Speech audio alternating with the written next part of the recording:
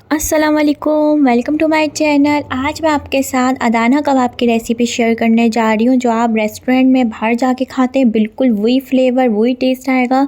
इसको आप बीफ से, मटन से बना सकते हैं। मैं चिकन से बनाना आपको सिखा रही हूँ। उसके साथ सैलेड जो सर्व होती है, किस तरीके से आपके कबाब जूसी रहेंगे। अगर आपके पास कोयले नहीं है, बारबेक्यू करने की सहूलत नहीं है, तो आप किस तरह घर में बना सकते हैं। वीडियो को लास्ट तक देखने। एक लेंगे हम लाल शिमला, जिसे रेड बेल पेपर कहते हैं, उसको काट लेंगे।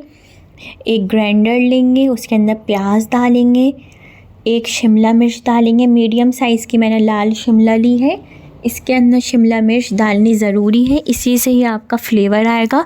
अगर आप ये शिमला मिर्च नहीं डालेंगे तो इसका फ्लेवर नहीं आएगा। इसको मैंने इस तरीके से ग्राइंडर में पीस लिया है। इसका हमें पानी निकालना है, तो इसको हम छन्नी से छान लेंगे। प्याज का और शिमला का पानी निकालना ज़रूरी है। अगर आपने शिमला और प्याज का पानी इस तरीके से नहीं निकाला तो आपका कीमा पूरा पतला हो जाएगा, आपके सीखों में कबाब नहीं लगेंगे। अगर आप यूँ ही भी हाथ से भी सीख कबाब का शेप देंगे तो फिर भी आपके लुक नहीं आएगा, बह जाएगा कीमा।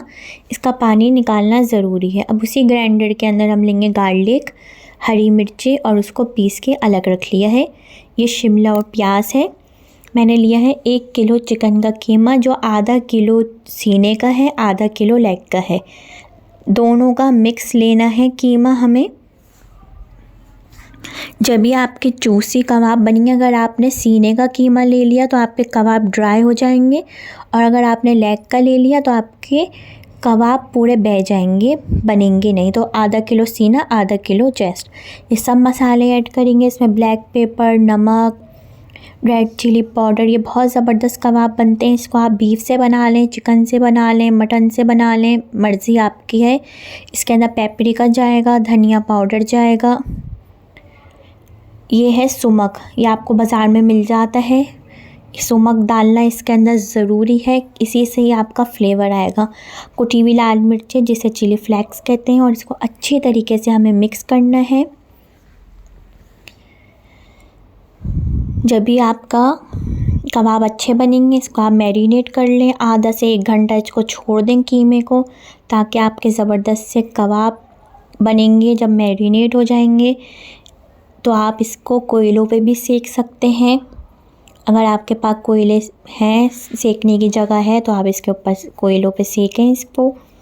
बहुत ज़बरदस्त ये अदाना कबाब की रेसिपी है। अगर पसंद आए तो अपनी फैमिली फ्रेंड के साथ ज़रूर रेसिपी को शेयर करिएगा। चैनल को ज़रूर सब्सक्राइब करिएगा, बेल आइकन पे क्लिक करिएगा, ताकि हर आने वाली रेसिपी का आप तक नोटिफिकेशन मिल जाए। इसी तरीके से अच्छी तरीके से इसको दबा दबा के मिक्स करना है हमें।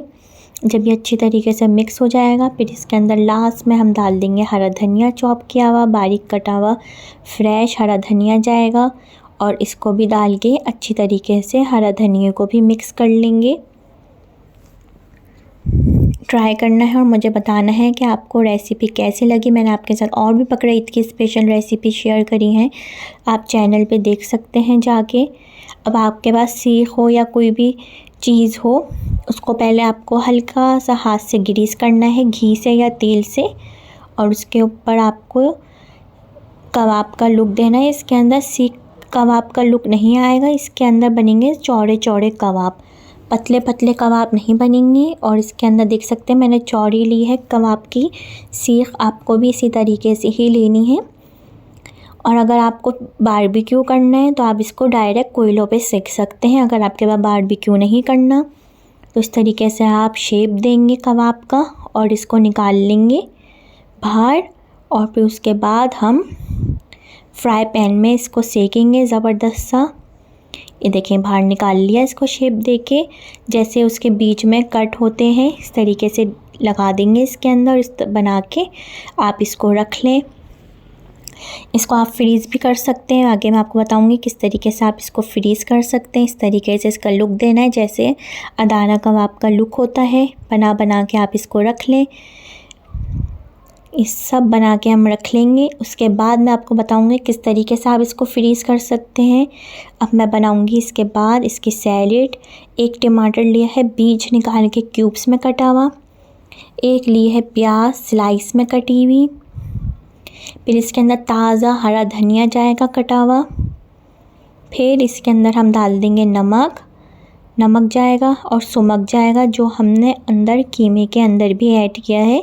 सुमक ज़रूर जाएगा इसके अंदर, इसकी सैलेड्स के साथ ही इसका मज़ा आएगा कबाब का। सैलेड के अंदर सुमक ज़रूर जाएगा, उसी से ही आपको बाज़ार जैसा फ्लेवर और टेस्ट आएगा। इसको बस मिक्स करेंगे सैलेड को और इसके साथ इसको सर्व करेंगे। बटर के अंदर इसको हम फ्राई करेंगे जब भी आपके जूसी और सॉफ्ट बनेंगे कबाब, और थोड़ा सा ऑयल डालेंगे ताकि बटर जलेगा नहीं।